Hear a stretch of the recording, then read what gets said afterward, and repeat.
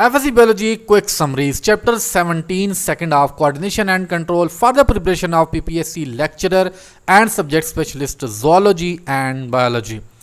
In this part 2 of Chapter 17, we shall discuss peripheral nervous system, autonomic nervous system, disorder, endocrine glands, pituitary, and going through innate behavior and finally learning behavior. Allah says in Quran that indeed Allah will not change the condition of people until they change what is in themselves. So if you want to change your condition, you have to put your efforts and hard work on the right way. Peripheral nervous system. Ganglia are concentrations or collections of cell bodies of neurons, while nerves are bundles of axons or dendrites bounded by connective tissue. That is the basic or typical difference between a ganglia and a nerve.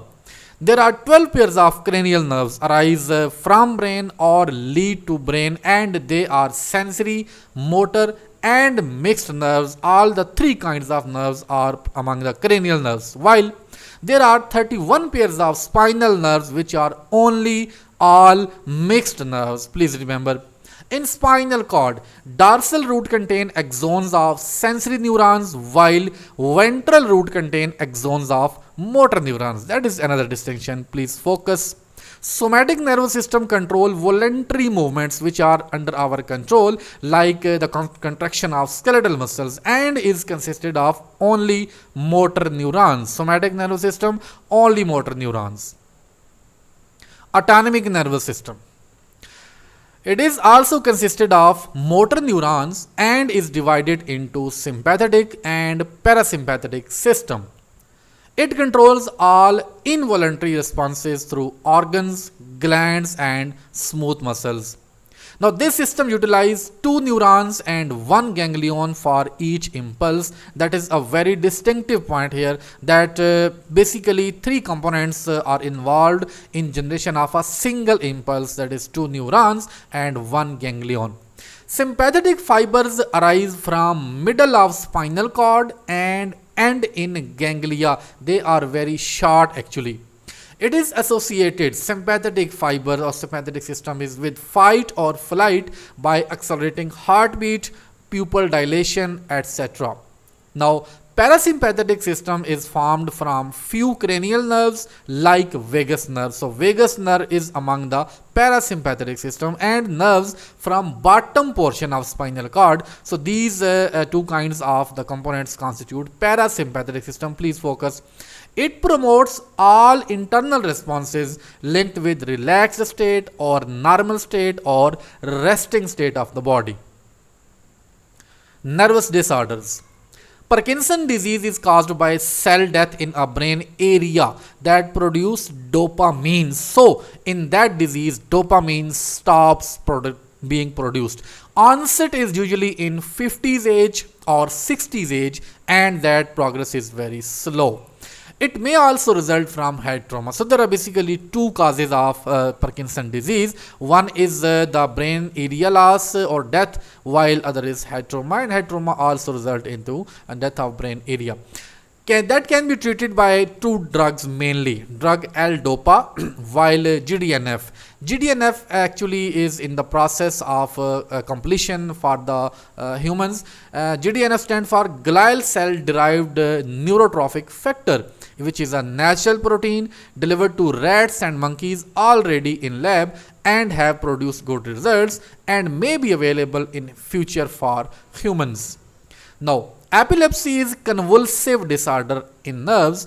It results from sudden transient changes in brain due to rapid electric discharges in gray matter. Please, gray matter is the key word here. Please focus. Onset is before 30s of age, and if it occurs later or after 30s, it is suggested as organic disease. So if you are asked that when epilepsy is organic, so the answer is after 30s of age. Emotion disturbance can trigger epilepsy and is diagnosed by electroencephalography. Alcohol aggravates or increase or enhance epileptic effects. So the patients of epilepsy should avoid alcohol. Alzheimer's disease was first described in 1907 by Alois Alzheimer. It is actually characterized by decline in brain function. Dementia is a condition which is a complete memory loss or complete whitewash of brain memory. Being genetic, this Alzheimer's disease can run in families. It is actually caused by high level of aluminium in the body. Brain function also decline with age if a person is suffering from Alzheimer's disease. Now, nicotine affects post-synaptic membrane in central nervous system and peripheral nervous system. Please remember that is a very important MCQ and that already has been asked. Nicotine mimics the action of acetylcholine on nicotine receptors, stimulating nerve impulse to increase heartbeat, blood pressure, and digestive tract mobility. Nicotine may also induce vomiting and cause water retention by kidneys. So that is the all the information related to nicotine in the text. Chemical coordination. Now your focus and attention is must be at highest level. Now the word hormone is Greek meaning exciting or setting in motion. Exciting or setting in motion are actually the synonyms for the word hormone. Endocrine glands are ductless, and almost 20 endocrine glands or tissues are present in humans. Hormones do not initiate new biochemical reactions, but they only regulate already present biochemical reactions, either start them or stop them. There are four types of hormones basically. Number one, proteins. Examples of proteins are insulin and glucagon. So insulin and glucagon are protein hormones. Amino acids or derivatives. So thyroxine, epinephrine, norepinephrine. These three are amino acid hormones. Polypeptides, vasopressin, antidiuretic hormone, and oxytocin. These are polypeptide hormones. While estrogens, testosterone, and cortisones are steroid hormones. So these are the four major types of hormones in the human body. Sensory stimuli are converted to hormonal responses in hypothalamus. That is the point. Oxytocin and antidiuretic hormone are produced in hypothalamus and stored in posterior pituitary, and actually they are transported through nerves. Now, pituitary gland are also called as hypophysis cerebri. Hypophysis cerebri. Ovoid in shape, oval in shape, 0.5 gram in weight. Connected to brain by infundibulum is pituitary gland. These three characteristics are defining for pituitary or hypophysis cerebri. Pituitary gland has three lobes: anterior lobe, median lobe, and posterior lobe based on the location. Anterior lobe is a famous master gland, so we call pituitary as master gland because of this anterior lobe, because of being primary source of certain hormones and also source for tropic hormones which trigger or stimulate other glands in the body. Tropics are those hormones which stimulate other glands, and the most important one, anterior lobe. Please pay attention. Anterior lobes secrete GATs. That's the abbreviation I have made for you. GATs. It is easy to remember. GATs, G for gonadotrophic hormones, A for adrenocorticotrophic hormones, T for thyroid hormones, and S for somatotrophins. So all these four kinds of hormones are secreted by anterior lobe of pituitary. Now, STH or SRF SRFs are releasing factors. So STH is secreted throughout life from hypothalamus. When growth cease or stop during adolescence, it promotes protein synthesis. If produced in excess in early life, that STH can cause gigantism, and if produced excessively at later age, it can cause acromegaly, that is the abnormal shapes or prolonged jaw as well as hands and foot. If undersecreted during early age, it causes dwarfism or short stature. Now, anterior lobe is not over yet. TSH, thyroid stimulating hormone. Thyroxine level in blood stimulate TSH. Actually, if thyroxine is high in blood, then TSH production is low and vice versa. That is the reciprocal relationship. TSH is also secreted throughout life but at high level during rapid growth. TSH acts directly on cells of thyroid gland to increase their number as well as secretion. Increase in number mean the active numbers of the cells which are actually secreting the hormone. ACTH, adrenocorticotrophic hormone. ACTH stimulate adrenal glands on kidney as the name suggests. Its release is controlled by steroid levels in blood or directly by nervous stimulation. It is released during stress like cold, heat, pain, fright or infections, etc. So that's why ACTH may be called as a stress hormone, but that's not the common. Next, anterior lobe hormone, GH, gonadotrophic hormone. Follicle stimulating hormone FSH, luteinizing hormone LH and prolactin are collectively called gonadotrophic hormone or growth hormone, basically GH. Luteinizing hormone is also called as ICSH or interstitial cell stimulating hormone. Interstitial cells are present in the ovaries and testes. Prolactin is also called as leukotropic hormone or LTH. Please remember these alternate names. These can be asked in the MCQs. All these three share a common releasing factor in hypothalamus. That's why they are collectively called as GH. Prolactin stimulate milk production. That is the stimulation of milk production. Please remember. In females, FSH stimulate follicle development and secretion of estrogen by ovaries. In males, FSH stimulate development of germinal epithelium of testes and sperm production in the seminiferous tubules.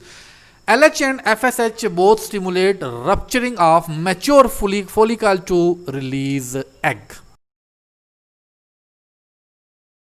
The last part of the anterior lobe, LH causes luteinization or turning yellow of follicle after egg release. So after egg release, the follicle ruptures and the ruptured walls of the follicle actually turns yellow, and that is also called as luteinization.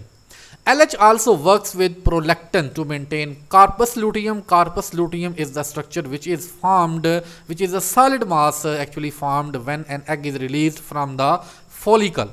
We secrete progesterone, and that corpus luteum secrete progesterone. That is the only source, please remember. LH or ICSH in males stimulate interstitial cells of testes to secrete testosterone. Now, the median lobe of pituitary. It secretes MSH, melanophore stimulating hormone, and hypothalamus can inhibit its secretion. Now, dark skin during pregnancy is due to excessive melanin pigment, or that melanin pigment is not black pigment, actually it is a brown pigment. Excess MSH is secreted in Addison's disease. The next lobe of the pituitary is posterior lobe. It secretes ADH, antidiuretic hormone, or the second name is vasopressin. It is released during low blood pressure, low blood volume or osmotic pressure detected by osmoreceptors in hypothalamus. Again, the hypothalamus play its role. External sensory stimuli can also influence hypothalamus to release antidiuretic hormone. Increased ADH in blood cause increased reabsorption of water in distal nephron. Please remember, actually overall major reabsorption occur in the proximal part, but that ADH increase the reabsorption in the distal part of the nephron. Lack of ADH result in diabetes insipidus. Please remember diabetes insipidus, which produce dilute urine and thirst. Oxytocin. Oxytocin release is stimulated by distension in cervix, decreased progesterone level in blood, and during parturition or suckling. Oxytocin act on smooth muscles of uterus. Please remember, oxytocin act on smooth muscles of uterus during birth and cause ejection of milk. So these are two different functions. Like we have seen in the previous slide, that prolactin stimulate production of milk while oxytocin promote ejection of milk. Please remember. The next is thyroid gland. Thyroid gland is situated below the larynx, consisted of two lobes, basically produce calcitonin and thyroxine hormone T4 and T3. T4 is for tetraiodamine, 4 iodine atoms are present in the thyrionine, while T3 for 3 iodine atoms are attached with the thyrionine. Although active continuously throughout life, but produce high secretions during growth, sexual maturity periods, and stress like cold and hunger.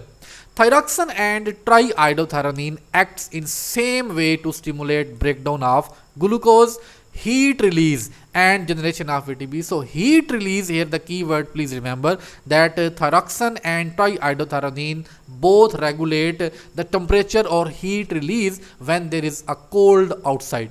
They act directly on brain cells to differentiate. That is another distinctive feature of these hormones. In amphibians, they bring about metamorphosis. So deficiency of this hormone during metamorphosis may result into large tadpole, but not the frog. Excess thyroxine cause Graves' disease with the exophthalmic goiter or swollen goiter. Lack of thyroxine during early age cause cretinism. Please remember. Deficiency of thyroid gland or thyroxine during later age cause goiter due to deficiency of iodine, and it is suggested that the major cause of goiter is deficiency of iodine. This condition is known as myxedema, which is characterized by increased weight, puffiness of hands and skin, and that is the you may call the symptoms of goiter. High calcium in blood causes release of calcitonin, while low calcium suppress the secretion of calcitonin. Please remember, calcitonin is antagonistic to parathormone. Now parathyroid glands produce parathormone, and the underactivity of parathormone cause muscular tetany. Overactivity result in demineralization of bones. So bones release the minerals like calcium and phosphorus stored in the bones, and that is called as the demineralization process, and massive kidney stones are also formed if this parathormone or the hormone is excreted in excess amount. Islets of Langerhans. They are under control of STH and ACTH and blood glucose level. These are actually controlling factors for the release of these. Insulin decreases glucose level in the blood by increasing glycogen synthesis or utilization of glucose or conversion into lipids and proteins. So these are the ways by which insulin decreases the glucose level in the blood, and also it inhibits hydrolysis of glycogen in liver and muscles. Insulin is produced by beta cells in the islets of Langerhans. Diabetes mellitus is a condition or disease caused by failure of insulin production from beta cells. Hypoglycemia, as the name suggests, hypo mean under or low, result when excess insulin is produced and the glucose level in the blood decreases up to critical levels. Glucagon is another hormone which is antagonistic to insulin, It actually increase breakdown of glycogen in liver and muscles and fats in the body and increase the amount of glucose in the blood, antagonistic to insulin. Tumors on alpha cells cause excess glucagon which result into high glucose level. Now this high glucose level in turn will damage these alpha cells. Adrenals. Outer layer of these glands is called adrenal cortex while inner is called adrenal medulla. Medulla produce adrenaline or epinephrine and noradrenaline or norepinephrine. These are actually the alternative names, but actually they are same: epinephrine, norepinephrine, adrenaline or noradrenaline. Cortex secretes corticosteroids like cortisol, corticosterone, aldosterone and androgenic hormones or androgens actually. Adrenaline and noradrenaline are stress hormones. These two control the stress actually. Adrenaline dilates blood vessels of skeletal muscles while noradrenaline constrict gut vessels. Please remember these skeletal muscles and gut vessels, these are two targets of these adrenaline and noradrenaline, and these are very important. Both these hormones, adrenaline and noradrenaline, reinforce the effect of sympathetic nervous system. Now cortisol or cortisol is a glucocorticoid actually which increase blood glucose by proteins. Corticosterone is both glucocorticoid and mineralocorticoid. As the name suggests, glucocorticoid mean it is related with glucose while mineralocorticoid mean it is related to minerals. Aldosterone is a principal mineralocorticoid and conserves sodium in the body. Addison's disease can destroy adrenal cortex, which result in loss of salt, and cold may lead to collapse and death of the body. In Cushing's disease, too much cortical hormones are produced. Androgen actually cause development of secondary male characteristics.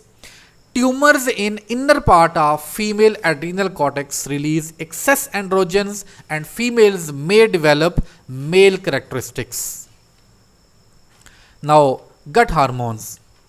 Gastrin is produced by mucosa of pyloric region of stomach which stimulate production of gastric juice, and please remember that from where gastrin is secreted or produced: mucosa of pyloric region of stomach. Another hormone, secretin, is produced from duodenum when acid touches lining. So actually acid is the stimulant and the secretin is the response. It stimulates pancreas in turn to release pancreatic juice and bile production in the liver. Gonads. Ovary. Ripened follicle and interstitial cells of ovary secrete estrogen. These are the two major sources of estrogen secretion. Estrogen brings about secondary characters in females like thickening of uterus and stimulate pituitary to release luteinizing hormone during menstrual cycle. Estrogen also heal and repair uterus wall after menstruation. Deficiency of these hormones result in sexual immaturity in young and adult sterility as well. Now, ruptured follicle produce progesterone in response to luteinizing hormone. Progesterone inhibits follicle stimulating hormone from pituitary, so no more follicle ripen. Progesterone vascularize the uterus or add vessels to the uterus wall and help maintain state of pregnancy. It also suppresses ovulation. That's why it is major constituent of birth control pills. That is the very distinctive point, and please remember it. Now, testes. Spermatozoa develop in seminiferous tubules. That is very important fact here for you to focus and remember. Between seminiferous tubules, interstitial cells produce testosterone and 17 beta hydroxytestosterone. That is another variant of this hormone. After start of development, Some organs in fetus produce both testosterone and 17 beta hydroxytestosterone, and their level rise until puberty or adolescence. After puberty, due to luteinizing hormone or ICSH release, it remains constant in concentration. It actually stimulates sex organs in fetus and secondary characteristics in adults. Castrated males do not have testosterone because their veins which transfer their sperms are cut. That's why they do not have testosterone in the blood, so they tend to be immature females. Innate behavior. Innate behavior is a collection of responses predetermined by inheritance already built in. These are built-in pathways actually and produce same response to same stimulus. Now kinesis is a form of innate behavior like orientation is a random movement to survive after birth. In, for example, in pilly bugs to reach moist area, that movement is an example of kinesis. Texas is a directed movement toward or away from stimulus, as we have already learned.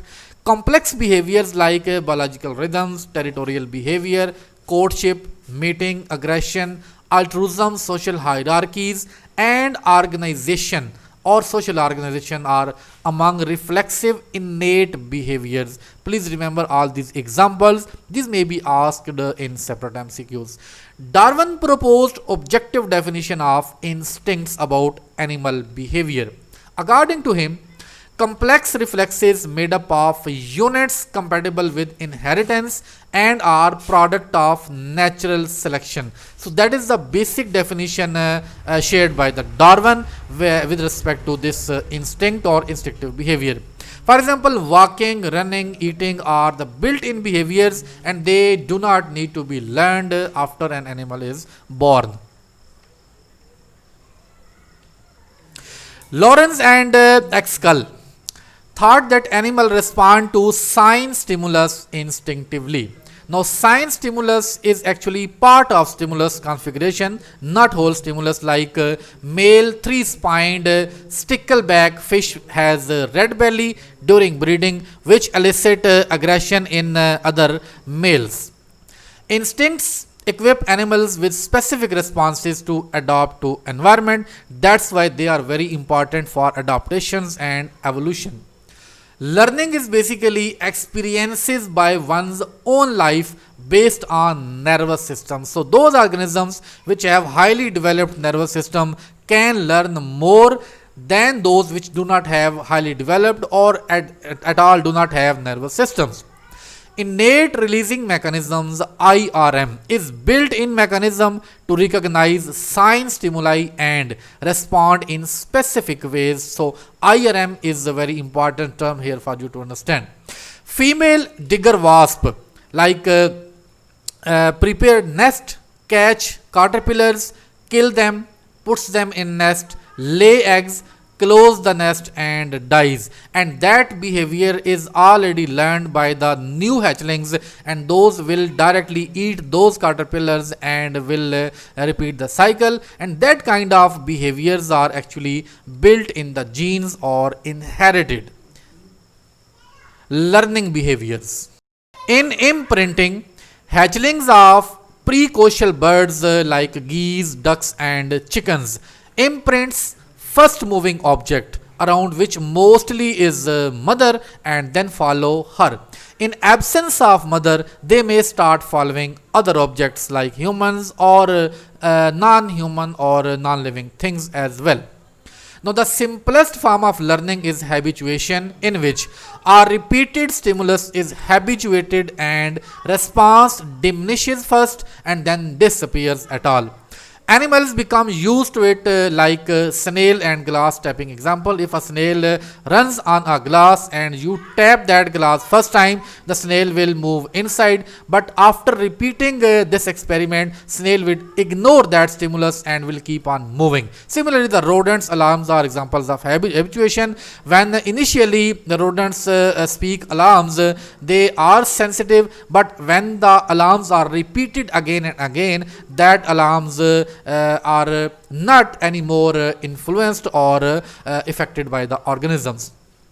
Conditioned reflex type 1 is actually pairing of irrelevant secondary stimulus with natural primary stimulus, like the experiment of dog bell food and saliva. So that bell is attached or connected with the real stimulus of food instead, and that secondary stimulus or unreal stimulus, secondary stimulus is attached. That kind of conditioning is called as type 1 reflexes.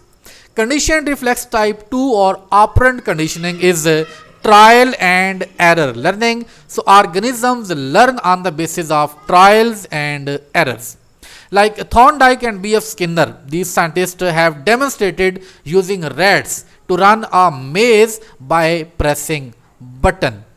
So if those rats press the button, they find the food or they can easily escape that maze, and that kind of learning which involves by their actions of trial and error is termed as type 2 reflex or conditioned reflex type 2. Association of indifferent stimuli without reward is latent learning by Thorpe, that is defined by Thorpe. Wandering animals for food in the forest, if find it, then they may reach same place next time without even learning the path. So learning without any proper intention but accidental reward, recall it, it is latent learning. Insight learning is the highest form of learning which involve reason to a novel situation. Human imagination to manipulate a situation to solve a problem, or integration of smaller learned experiences to solve a problem, like chimps used boxes on one another to reach fruit hanging on ceiling, are examples of insight learning. So that's it for this. Inshallah, next chapter, chapter 18, reproduction. To watch other chapters, check the playlist or description of the video. Thank you so much for staying with me.